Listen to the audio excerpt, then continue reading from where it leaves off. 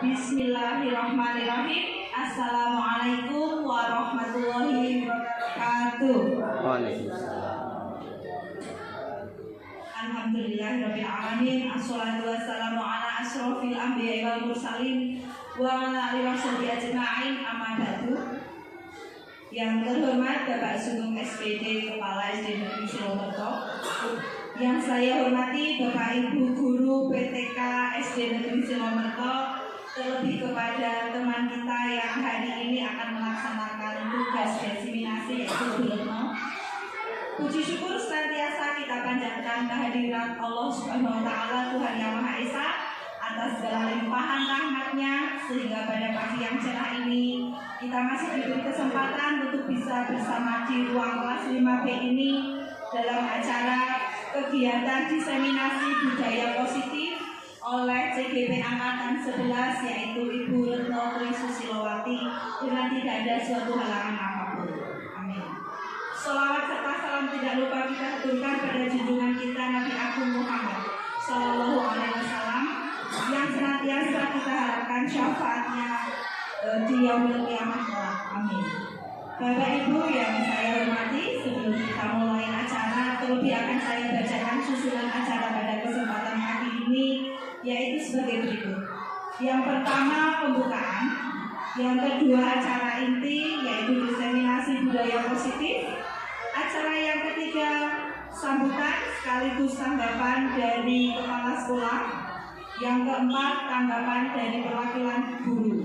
Acara yang kelima, lain-lain, dan diakhiri dengan kesimpulan dan penutup. Untuk acara pertama, pembukaan, bagi yang seiman dengan saya, mari nanti kita buka dengan bacaan basmalah. Bagi yang tidak seiman dengan saya, dipersilakan berdoa menurut keyakinan masing-masing. Berdoa mulai. Bismillahirrahmanirrahim. Terima kasih. Acara selanjutnya yaitu acara inti diseminasi budaya positif yang akan disampaikan oleh Ibu Retno Trisusilo-Wati sebagai CGP Angkatan 11 Kabupaten Wonosobo. Waktu sepenuhnya kami haturkan. Terima kasih atas waktunya. Assalamualaikum warahmatullahi wabarakatuh. Yang terhormat Bapak Sugeng selaku Kepala SD Negeri Silomerto, yang saya hormati teman-teman guru SD Negeri Silomerto. Alhamdulillah wa syukurillah kita masih diberi kesempatan pada pagi hari ini dalam acara diseminasi budaya positif sebagai tugas saya sebagai CGP Angkatan 11. Teman-teman semua, untuk tugas saya yaitu diseminasi budaya positif. Tentunya kita sudah tidak asing lagi dengan kata budaya positif, ya Bapak Ibu. Di sini tujuan dari saya melakukan diseminasi itu adalah meningkatkan pemahaman tentang pentingnya budaya positif, sehingga materi budaya positif dapat dijelaskan kepada teman-teman yang lain dan terbentuk motivasi secara internal menerapkan budaya positif. Untuk tolak ukurnya ini yang pertama, terlaksananya diseminasi konsep inti budaya positif di sekolah. Terbentuknya keyakinan kelas melalui kegiatan kesepakatan kelas yang dilakukan bersama wali kelas dan murid. Ini kemarin ketika MPLS itu sudah saya laksanakan, yaitu membuat keyakinan kelas bersama dengan anak didik saya di kelas 5B. Yang ketiga, murid dan guru konsisten dalam menjalankan keyakinan kelas yang sudah disepakati. Yang keempat, terlaksananya penyelesaian masalah siswa menggunakan segitiga restitusi dan dalam pelayanan konseling. Ini juga kemarin sudah saya laksanakan dan saya melihat ini bagus sekali untuk diterapkan. Untuk lini masanya, itu saya koordinasi dengan kepala sekolah serta penyampaian rencana, menentukan waktu pelaksanaan, diseminasi, evaluasi, dan yang terakhir saya laksanakan konversi. Nah, teman-teman semua, sebelum kita lanjut, mari kita SBD dulu ya biar tidak tegang. Nah, untuk SBD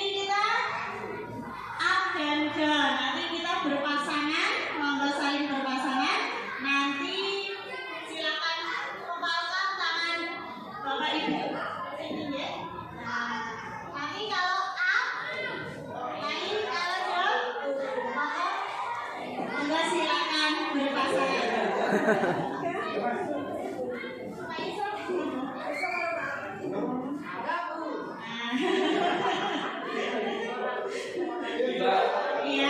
kalau saya bilang A, nanti yang di bawah ke atas.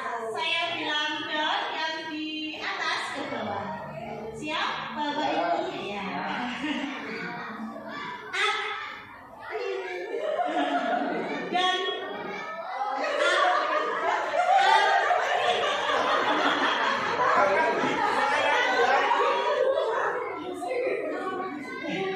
kalau A nanti yang di bawah ke atas, kalau down yang di atas ke bawah. Ya. Kita ulangi ya Bapak Ibu. A dan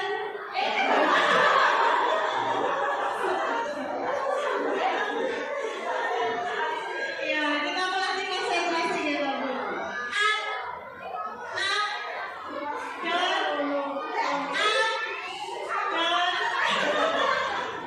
dan sudah ya Bapak Ibu, terima kasih.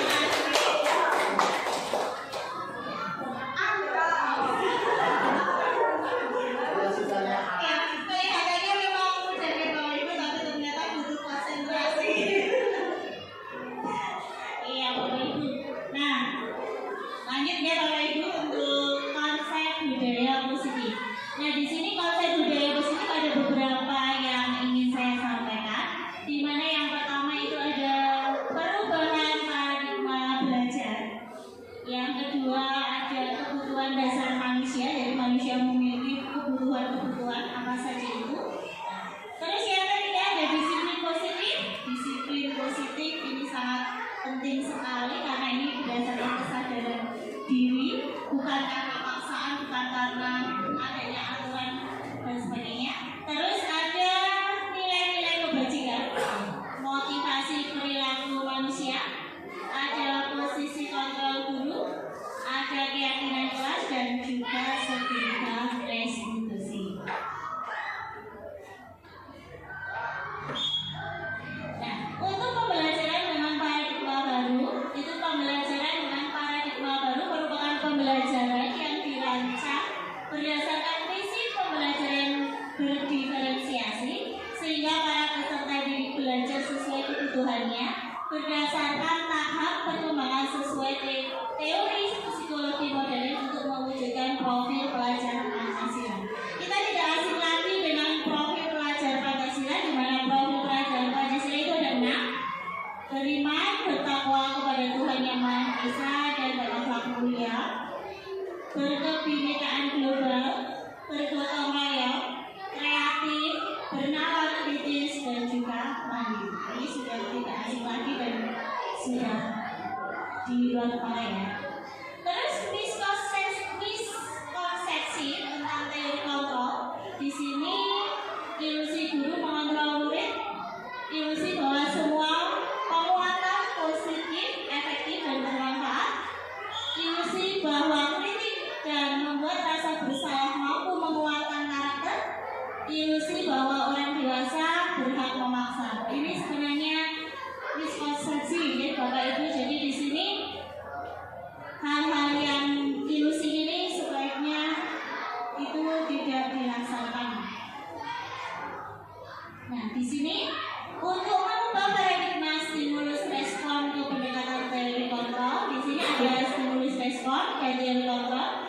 Kalau stimulus respon itu realitas kebutuhan kita sama, sedangkan berdasarkan teori kontrol realitas kebutuhan kita berbeda.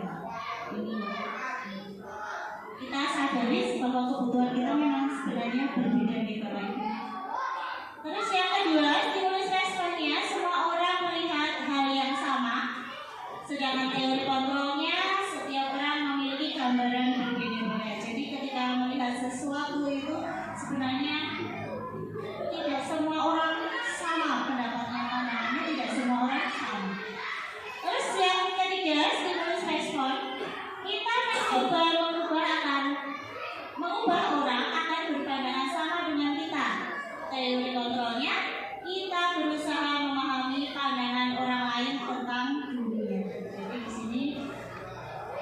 ada perbedaan pandangan di setiap orang.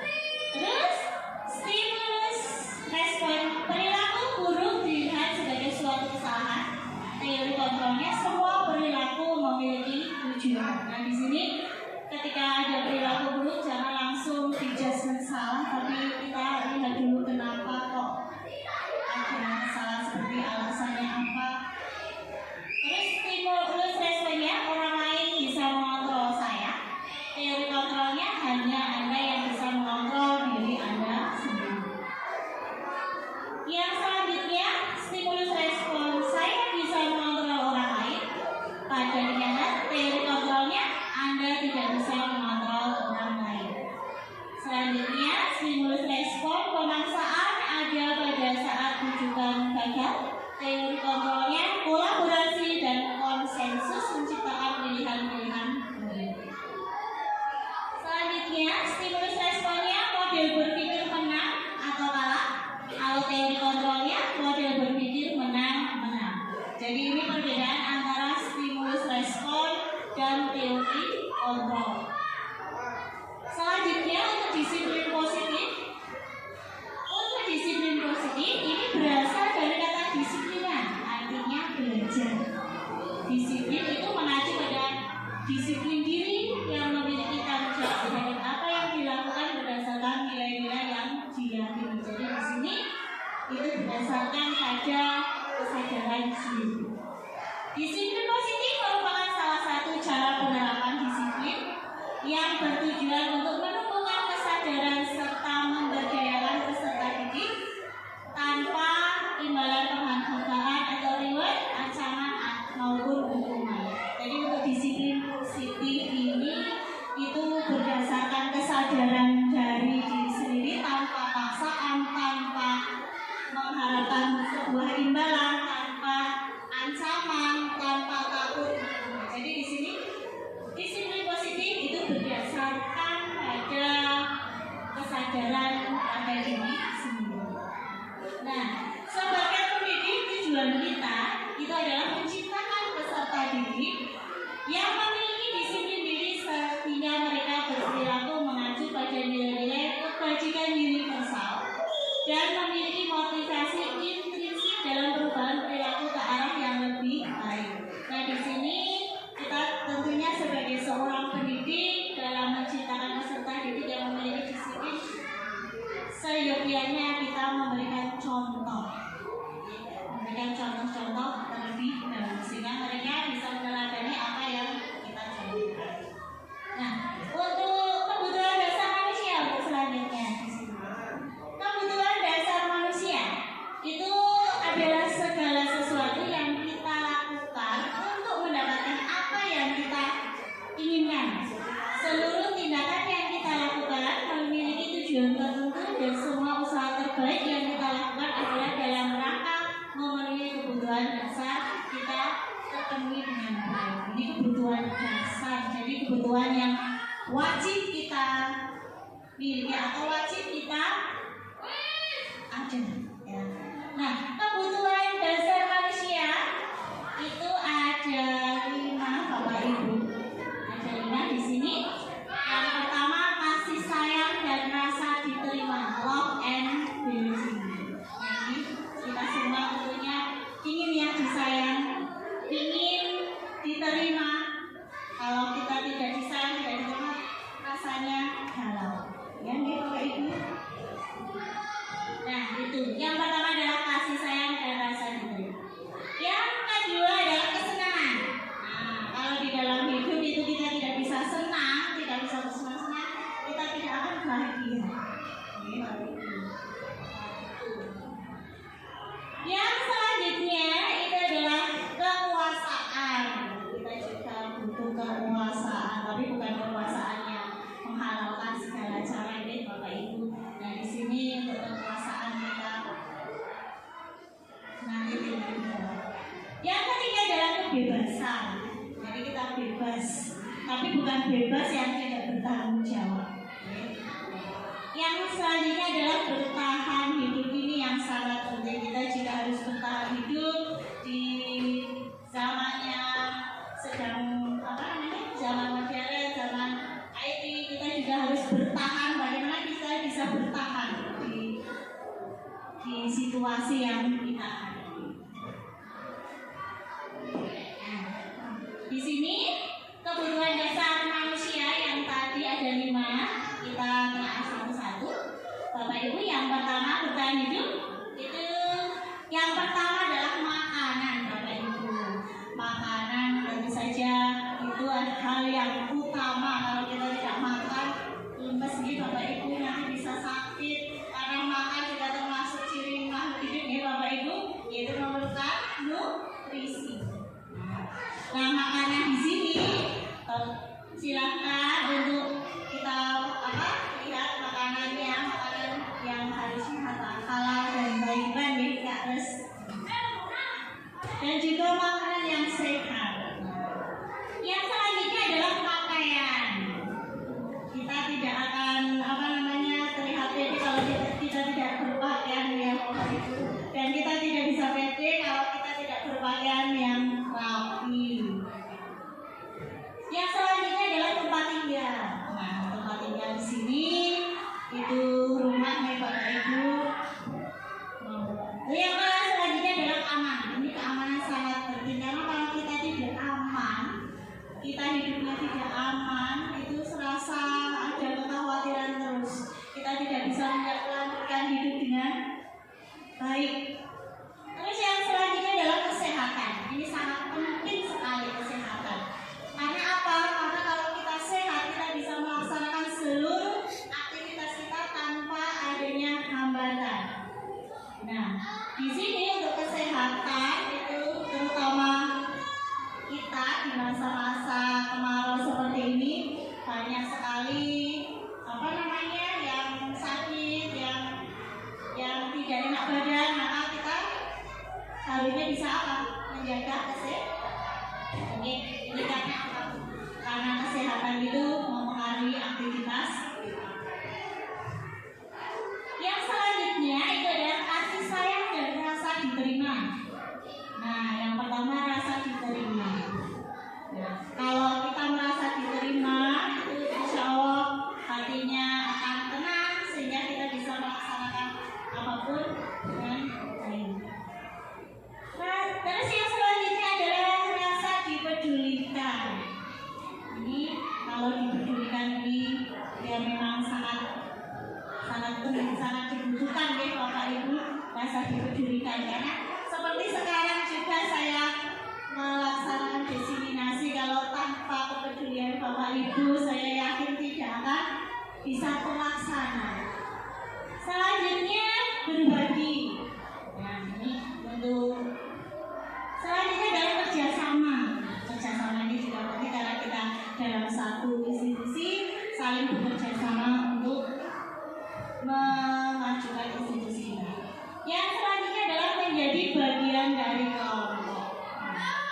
Untuk penguasaan ini ada beberapa, yaitu yang pertama adalah harga diri, jadi masing-masing pasti punya harga diri. Terus yang selanjutnya berkeinginan untuk dianggap. Yang selanjutnya memimpin, karena kita sebagai guru kita jadi pemimpin di kelas. Yang selanjutnya berprestasi, diakui dan didengar. Selanjutnya untuk kebebasan. Kebebasan di sini ada mandiri. Nah, kita harus memiliki rasa mandiri, terutama sebagai guru ya. Bila kita memang kurang dalam hal pengetahuan atau apa, kita bisa mandiri untuk mencari ilmu. Terus memiliki pilihan. Terus yang selanjutnya mencoba hal-hal yang baru. Selanjutnya mampu mengendalikan arah diri. Ini untuk kebebasan. Terus untuk kesenangan, ini bermain, humor. Nah, ini saya humor, ada humor jadi lucu ya. Ada antusiasme dan tertawa. Nah, itu adalah contoh-contoh dari 5 kebutuhan dasar manusia, di mana 5 kebutuhan dasar manusia itu bertahan hidup, membutuhkan kasih sayang dan rasa diterima, penguasaan, kebebasan dan juga kesenangan.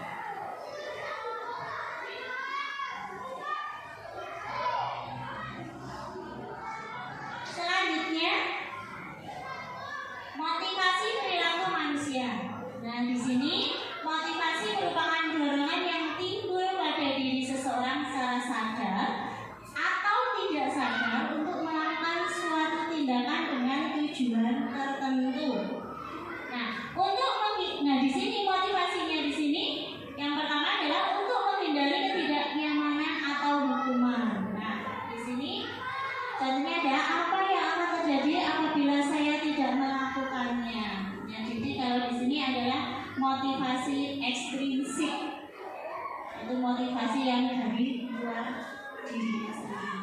Selanjutnya, untuk mendapatkan imbalan atau penghargaan dari orang lain. Jadi apa yang akan saya dapatkan apabila saya melakukan. Nah, ini adalah motivasi-motivasi yang berasal dari luar dirinya sendiri. Untuk motivasi intrinsik ini adalah untuk menjadi orang yang mereka inginkan dan menghargai diri sendiri dengan nilai-nilai yang mereka percaya. Nah, ini untuk motivasi intrinsik sudah berasal dari kesadaran dirinya, kesadaran hatinya untuk melakukan sebuah tujuan yang baik. Nah, di sini ada perbedaan antara hukuman, konsekuensi, penghargaan, dan restitusi. Untuk hukuman itu adalah suatu bentuk prosedur atau tindakan yang diberikan kepada individu atau kelompok sebagai konsekuensi atas kesalahan atau pelanggaran. Nah, ini adalah hukuman. Jadi seseorang itu akan dihukum bila melakukan kesalahan atau pelanggaran. Terus yang selanjutnya adalah konsekuensi. Ini adalah akibat yang terjadi sebagai hasil dari suatu perbuatan. Jadi sebuah perbuatan pasti akan menimbulkan konsekuensi. Jadi sebelum melakukan sebuah perbuatan sebaiknya kita memikirkan apa sih konsekuensi jika kita berbuat hal-hal yang seperti ini. Terus penghargaan, sesuatu yang diberikan kepada individu, organisasi, atau kelompok sebagai pengakuan atas prestasi atau keunggulan yang dicapai. Nah, di sini pengakuan atas prestasi. Jadi di sini keunggulan yang dicapai. Seorang yang berprestasi atau mencapai sebuah keunggulan itu akan mendapatkan penghargaan. Nah, selanjutnya restitusi. Ini yang saya dapatkan selama saya mengikuti CDT ini. Restitusi, proses menciptakan kondisi bagi murid untuk memperbaiki kesalahan mereka sehingga mereka bisa kembali pada kelompok mereka dengan karakter yang lebih kuat. Ini dituliskan oleh dosen tahun 2004. Nah, restitusi juga merupakan proses kolaboratif yang mengajarkan murid untuk mencari solusi untuk masalah mereka. Ini yang kemarin saya pelajari dalam pembelajaran CGP tentang restitusi, di mana kita tidak boleh menjudgment anak melakukan kesalahan, salah, tetapi kita menggali kenapa anak tersebut melakukan kesalahan, alasannya bagaimana, terus nanti kita ajak untuk apa? Untuk mencari solusi agar tidak melakukan sebuah kesalahan lagi. Nah, di sini Bapak Ibu, saya ingin mengajak di sini apakah hukuman ataukah konsekuensi. Yang pertama, mencatat 100 kali di dalam buku kalimat saya tidak akan terlambat lagi karena terlambat ke sekolah. Itu termasuk hukuman atau konsekuensi dari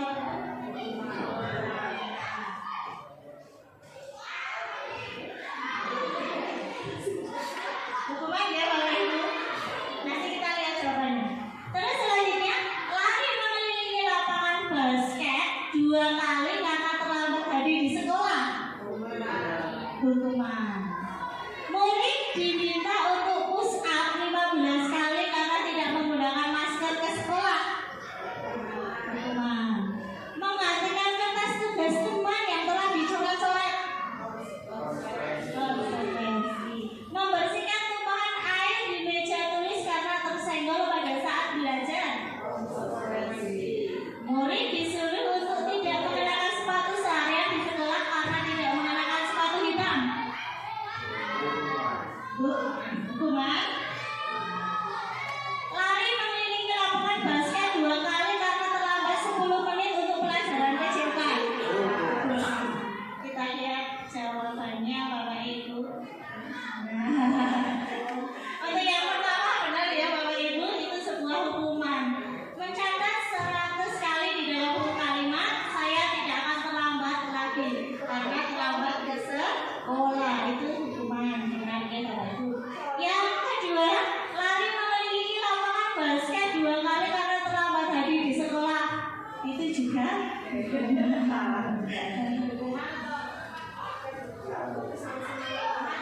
hukuman.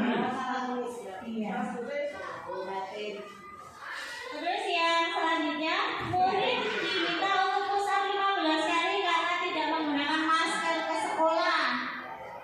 Itu hukuman. Menggantikan kertas tugas teman yang telah dicoret-coret. Ini konsekuensi karena telah apa? Mencoret-coret kertas tugas teman. Membersihkan tumpahan air di meja tulis karena tersenggol pada saat belajar. Ini juga konsekuensi. Murid disuruh untuk tidak mengenakan sepatu seharian di sekolah karena tidak mengenakan sepatu hitam. Itu hukuman. Lari mengelilingi lapangan basket 2 kali karena terlambat 10 menit untuk pelajaran PJOK. Kalau PJOK konsekuensi ya itu ya.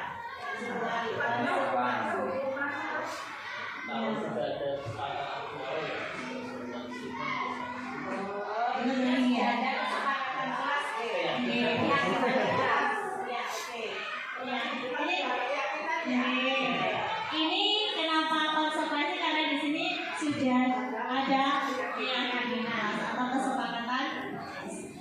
Nah, ini juga menjadi refleksi buat saya karena ada sebagian yang pernah saya lakukan, terutama untuk yang apa namanya olahraga. Nah, dari sini untuk kita tahu hukuman dan konsekuensi.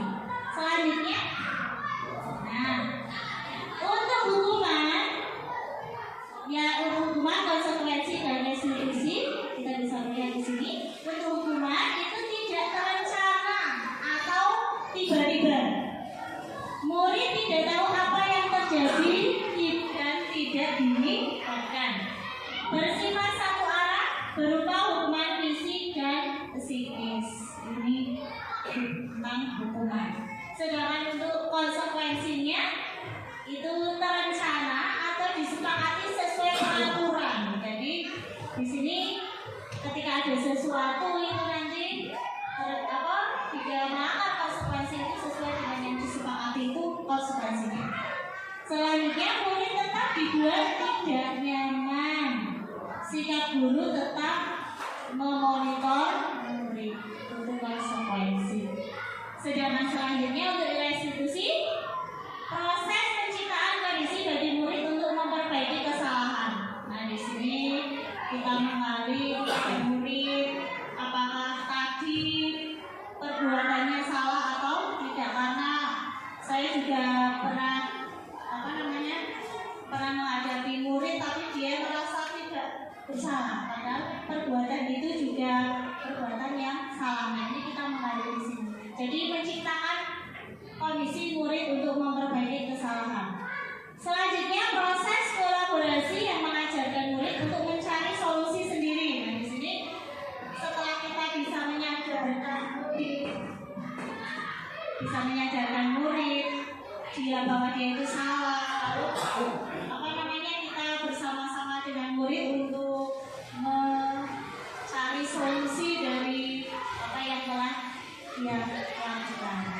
Misalkan kemarin ada yang terlambat, saya restitusi bagaimana caranya agar tidak terlambat, dia bisa menemukan solusi sendiri. Selanjutnya, konsep disiplin dan identitas data. Di sini ada hukuman dan penghargaan. Untuk hukuman itu menyakitkan, menyakitkan nih.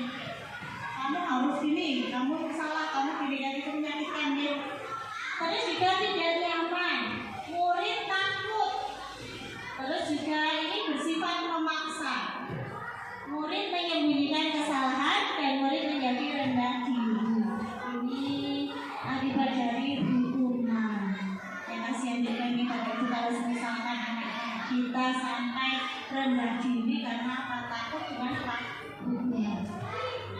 Tapi selanjutnya penghargaan itu sebenarnya tidak efektif, itu merusak hubungan atau sifat iri. Kenapa bisa iri? Karena biasanya anak-anak itu saja yang dapat penghargaan. Terus juga mematikan kreativitas.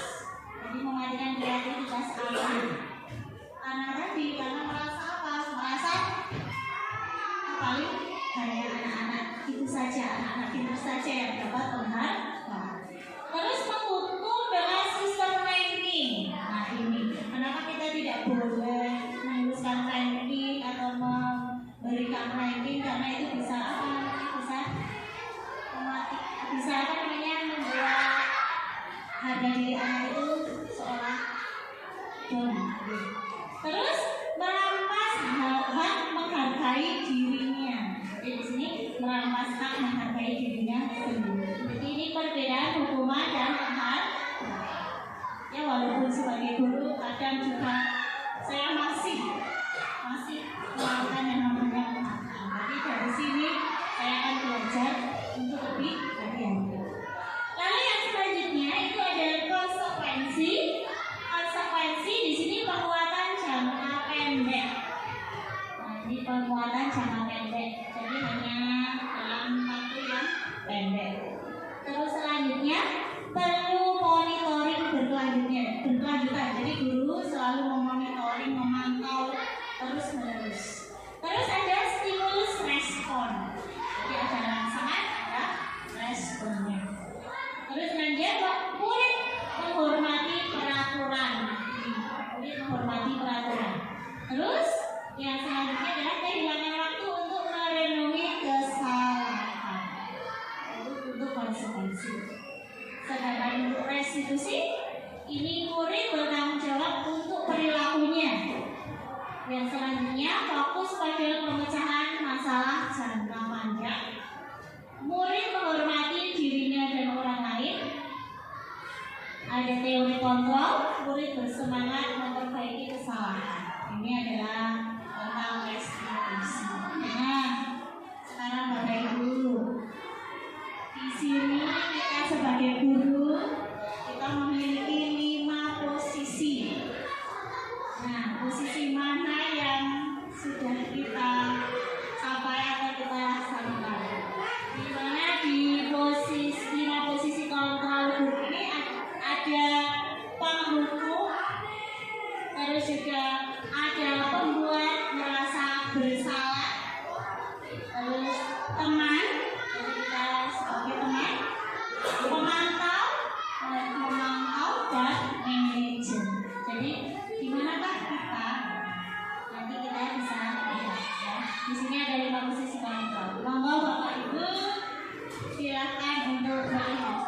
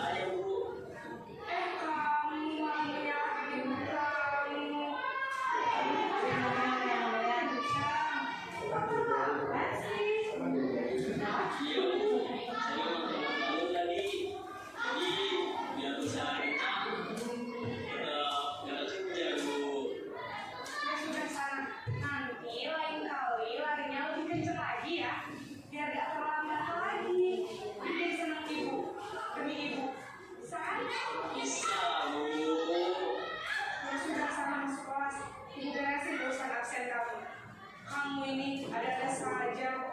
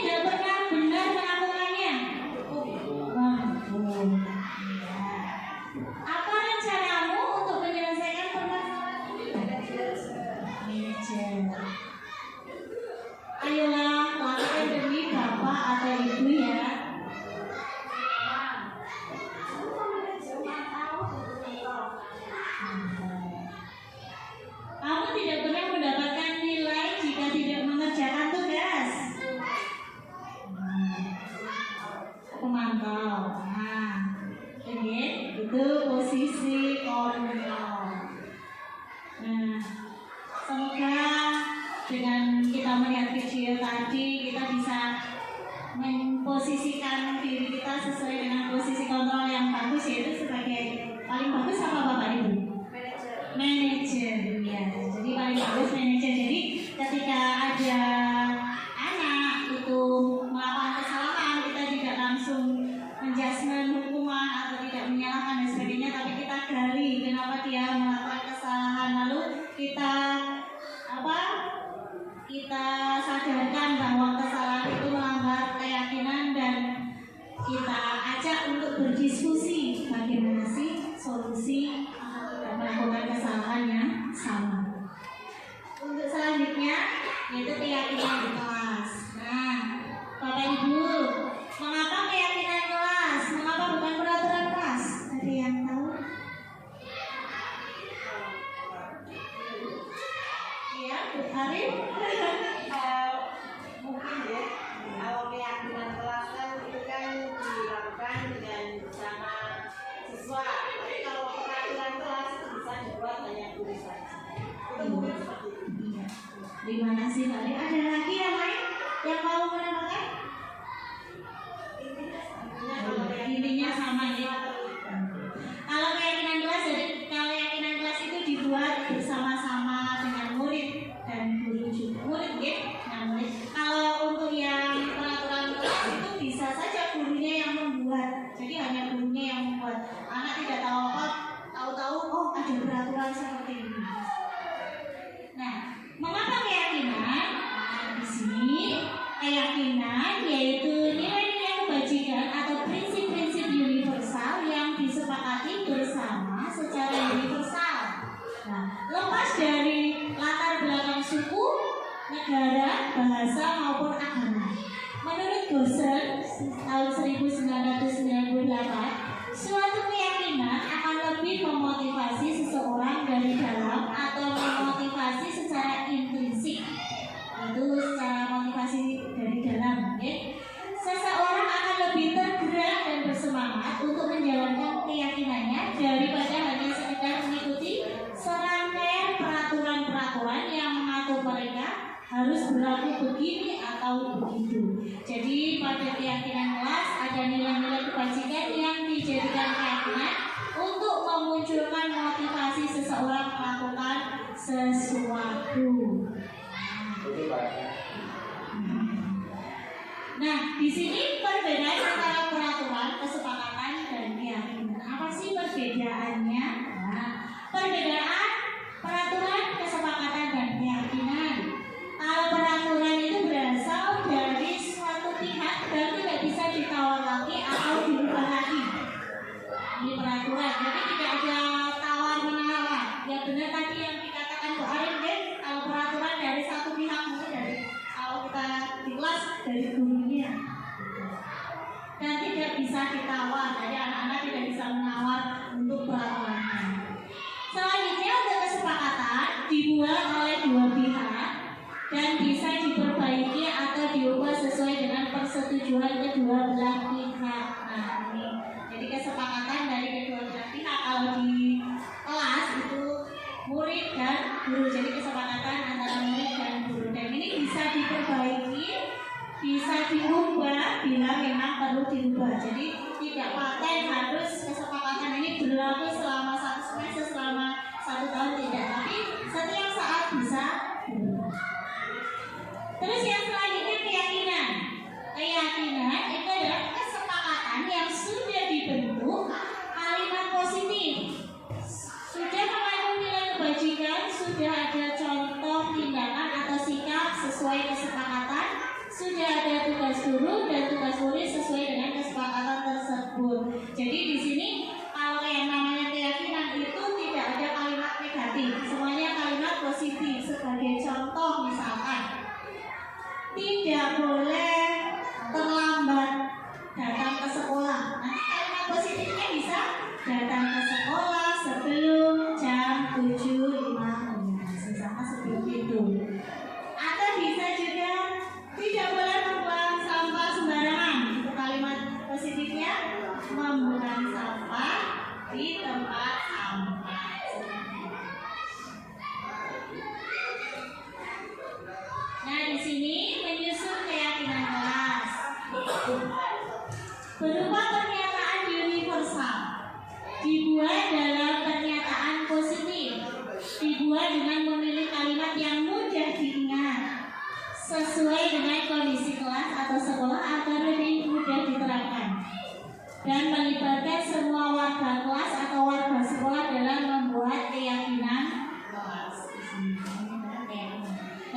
sini contoh keyakinan itu adalah kesepakatan.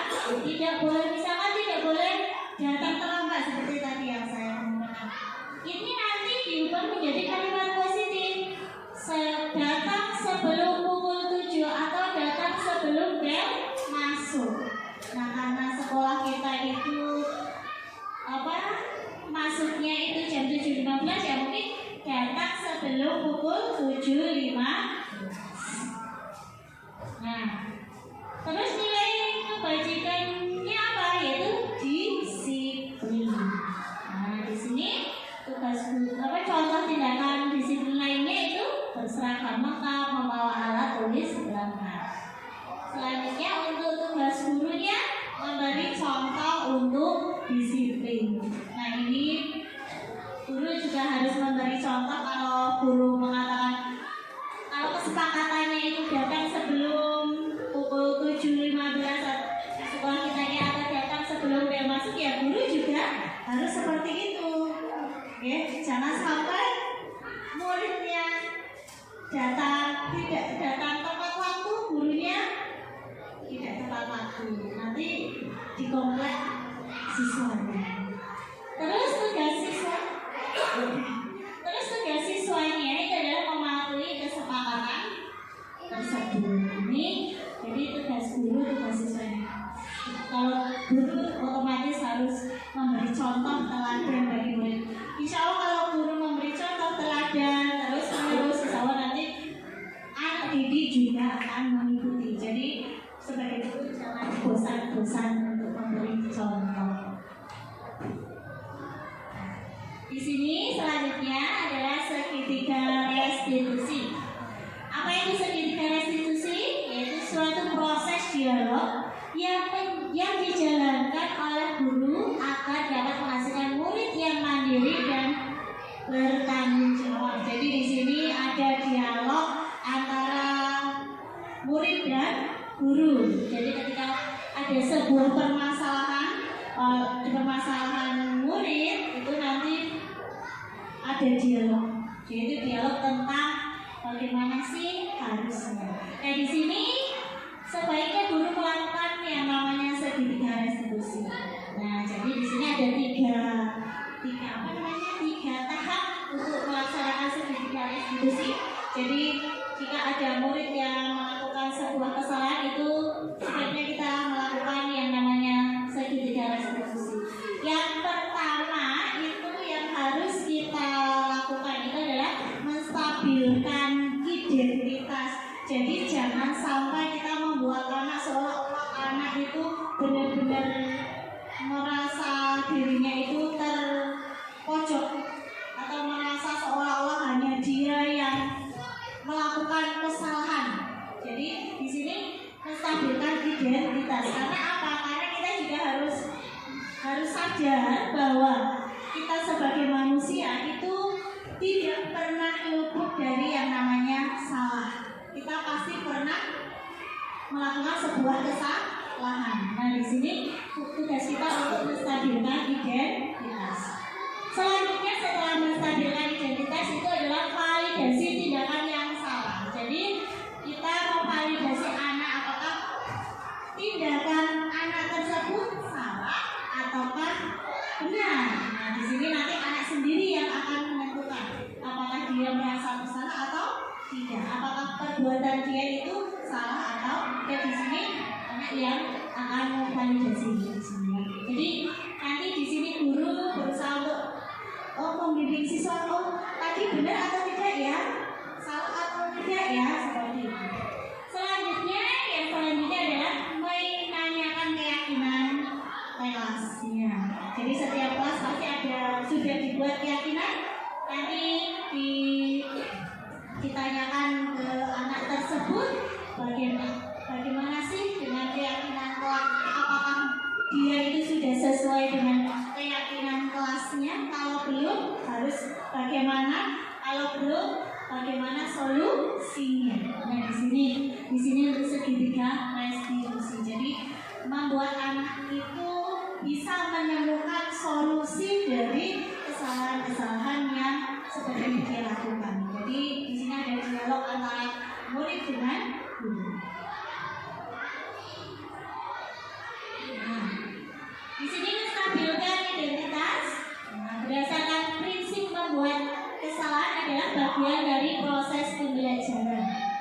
berperan menggeser identitas gagal ke identitas sukses. Jadi membuat kesalahan bagian dari pembelajaran. Dan tadi yang seperti yang saya sampaikan bahwa berbuat salah itu wajar. Ya wajar nih Bapak Ibu.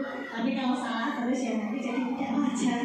Terus tidak ada manusia yang sempurna, pasti pernah melakukan yang namanya salah.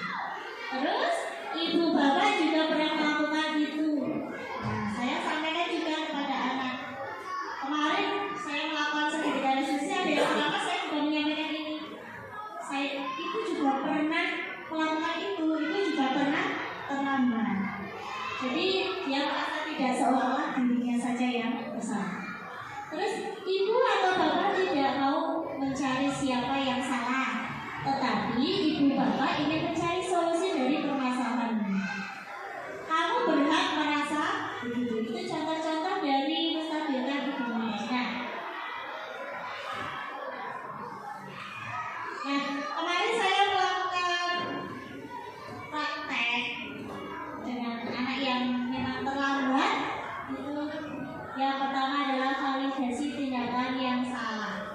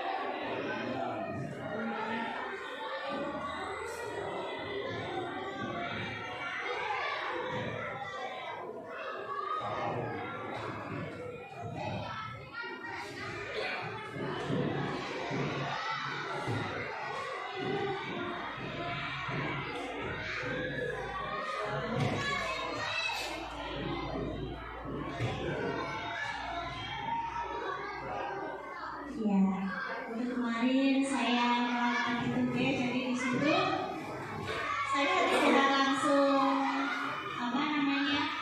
langsung menyatakan kenapa kamu kok terlambat ini tidak, tapi saya gali kenapa terlambat, terus juga saya istilahnya kalau dalam bahasa Jawanya bongkong ini bahwa yang melakukan kesalahan tidak hanya dia sendiri.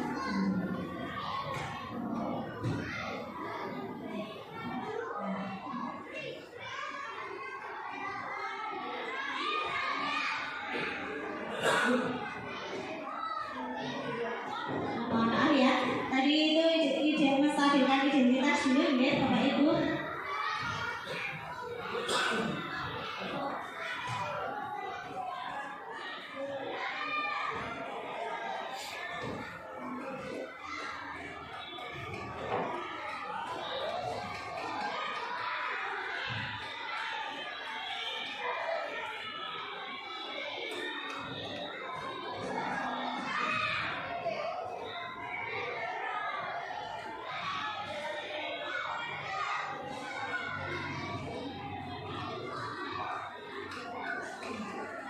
Nah, yang pertama tadi itu saya lakukan yang pertama menstabilkan identitas.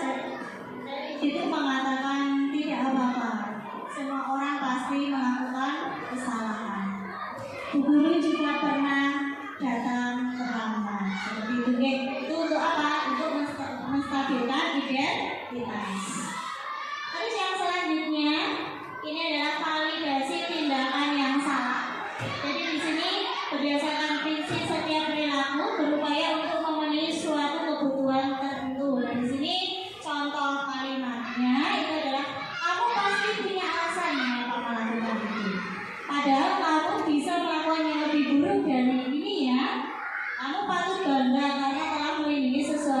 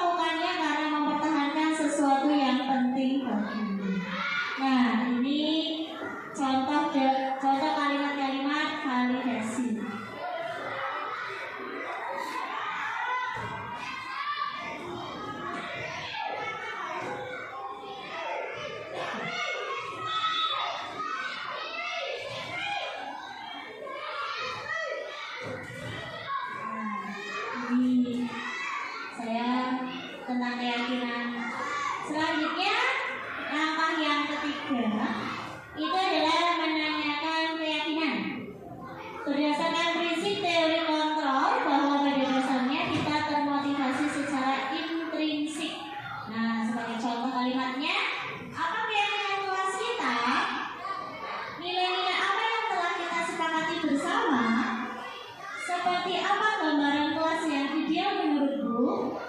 Atau kamu ingin menjadi orang yang seperti apa? Nah, ini adalah contoh-contoh dari kelas.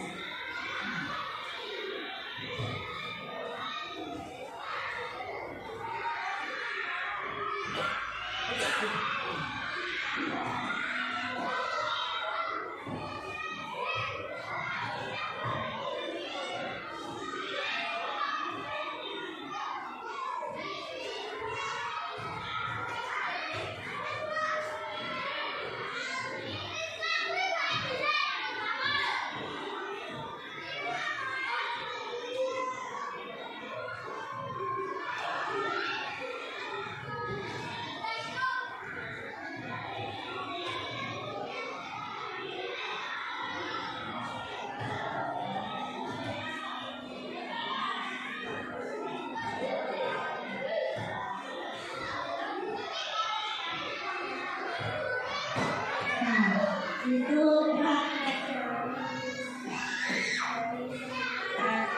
sini ada 3 tahap. Di situ. Nah, ini setelah dilakukan memang banyak sekali manfaatnya, di mana nanti di sini anak itu benar-benar bisa mencari solusi agar tidak melakukan kesalahan tersebut. Nah, dalam penerapan program disiplin positif, hendaknya guru memiliki standar kepribadian profesional dan sosial yang baik, di mana guru mampu merefleksikan dirinya dalam posisi kontrol saat ini. Bagaimana perjalanan dirinya sebagai amok atau manajer yang menuntut murid-muridnya menjadi insan yang mandiri, merdeka, dan bertanggung jawab. Nah, di sini inilah destinasi yang bisa saya sampaikan ke Bapak Ibu guru. Semoga bermanfaat dan mungkin kita bisa melaksanakan disiplin budaya positif, sehingga sekolah kita itu menjadi sekolah yang baik dan maju. Terima kasih atas waktunya. Saya akhiri. Wassalamualaikum warahmatullahi wabarakatuh. Saya kembalikan ke Fadil. Aplaus Bapak Ibu untuk rektor kita berupaya telah memberikan pemaparan destinasi budaya positif dalam waktu 1 jam lebih sedikit. Hebat, luar biasa. Oke. Untuk selanjutnya, acara ketiga adalah sambutan sekaligus tanggapan dari kepala sekolah. Kepada yang terhormat Bapak Sugeng SPD, waktu kami haturkan sepenuhnya.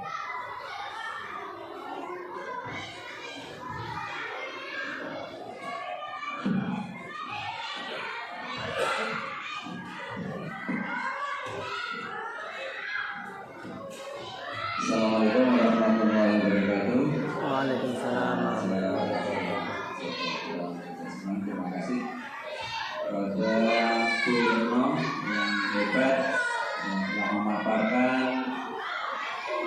diseminasi yang mengambil betul budaya positif. Jadi terima kasih, hebat sekali dan baik sekali. Ini saya sebagai kepala sekolah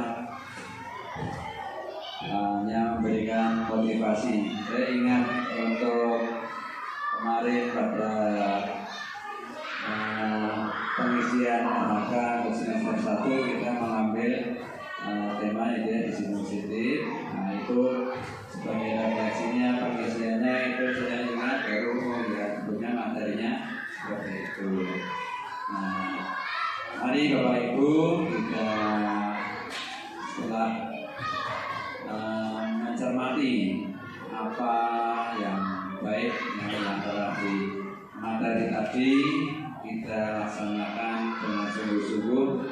Saya teringat untuk memang mengatasi anak yang demikian banyak beragam masalah.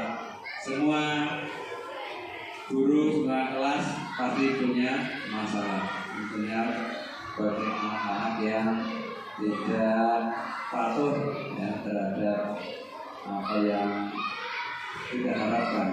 Ya. Tentunya memang benar sekali untuk kita menanamkan keyakinan. Ya, jelas itu memang sangat penting karena dengan keyakinan, dengan kesadaran sendiri siswa itu membuat kesepakatan yang akan dilaksanakan sendiri. Jadi tidak ada unsur paksaan. Untuk itu guru dalam memberikan konsekuensi apabila ada anak yang melanggar kesepakatan itu tentu dengan berbagai cara. Ya, tadi dikatakan ada 5 guru dalam menghadapi masalah anaknya. Kita sebagai manajer, sebagai hukum, sebagai apa tadi?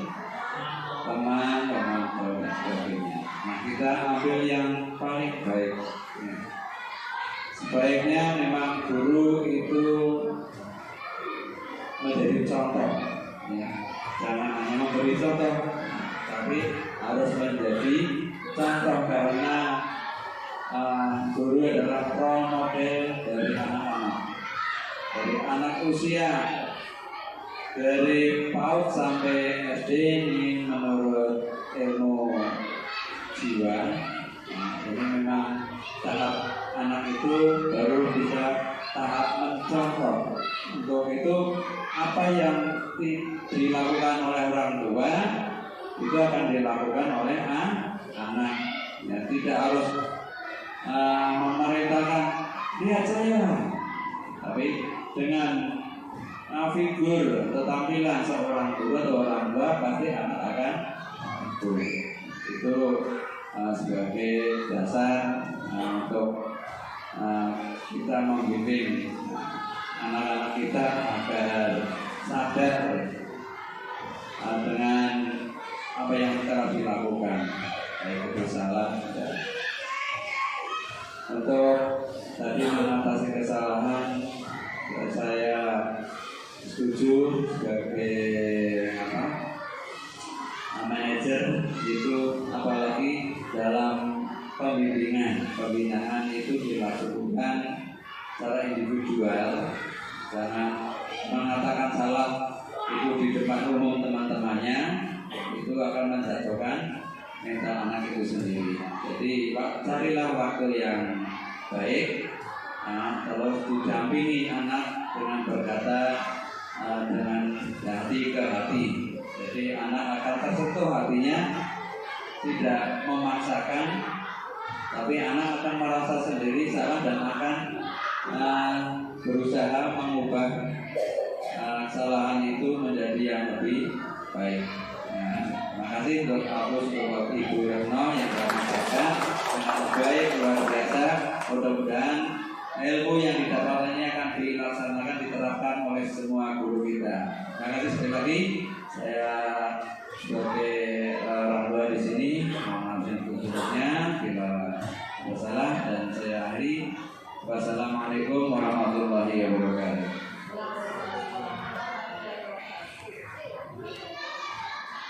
Terima kasih Pak Sugeng yang telah memberikan sambutannya. Semoga apa yang menjadi harapan Pak Sugeng baik secara pribadi atas nama Broto maupun institusi di sekolah bisa kita terapkan bersama. Selanjutnya acara yang keempat adalah tanggapan dari perwakilan guru. Kepada monggo dipersilakan Bu Arif, ini ya Bu Arif ya. Waktu kami aturkan.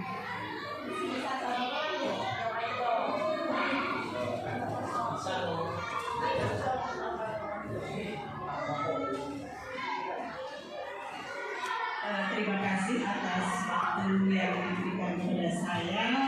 Sebenarnya saya di sini tuh mau ngomong apa ya? Karena tadi sudah dikupas habis sama Bapak Kepala Sekolah yang luar biasa tentang budaya positif, dan alhamdulillah di SD Silomoto itu memang sudah dilakukan. Karena sebelum Bu Retno sudah ada CGP yang lain, jadi kita meneruskan tentang disiplin positif, tentang keyakinan kelas juga setiap kelas sudah melaksanakan ya Bu Retno. Kemudian yang menarik bagi saya itu posisi kita sebagai seorang guru tadi ada 5 ya. Biasanya itu untuk saya pribadi itu masih sebagai teman, itu untuk menjadi manajerial itu dalam proses. Jadi untuk sekarang ini saya masih sebagai teman dan sebagai satunya pemantau ya. Itu yang sering saya lakukan. Pokoknya untuk Bu Retno luar biasa, tepuk tangan untuk Bu Retno. Dan mudah-mudahan dapat membuka pada teman-teman kita yang belum mendaftar segera mendaftar, karena ternyata mengikuti guru penggerak sangat-sangat bermanfaat bagi kita. Kita bisa menerapkan di kelas kita terutama. Actionnya yang pertama itu di kelas kita dulu, kemudian kalau sudah kita kembangkan ke teman-teman kita. Terima kasih, hanya itu yang bisa saya sampaikan. Saya akhiri tadi tidak akan salah ya. Assalamualaikum warahmatullahi wabarakatuh.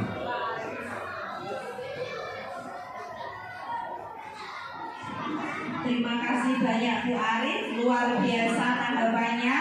Apalagi Bu Arif sebagai senior kita di guru penggerak angkatan ke-9.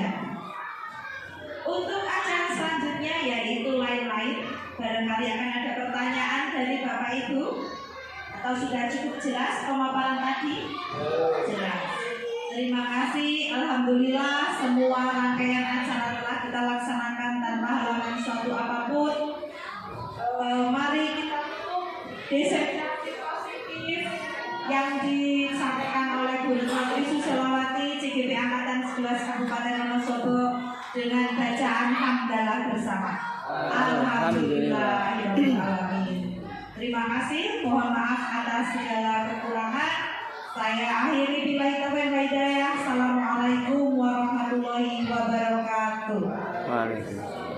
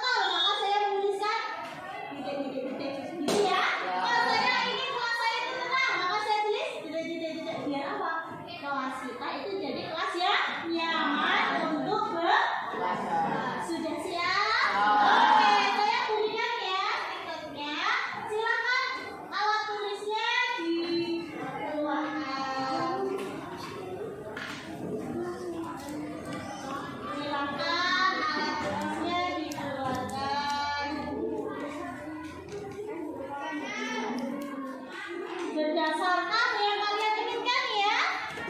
Oh, kelas kita itu pengen yang bagaimana? Silakan, saya beri waktu. Silakan ditulis. Oh, saya pilihnya ini. Oh, saya pilih kelas saya seperti ini. Silakan. Ya.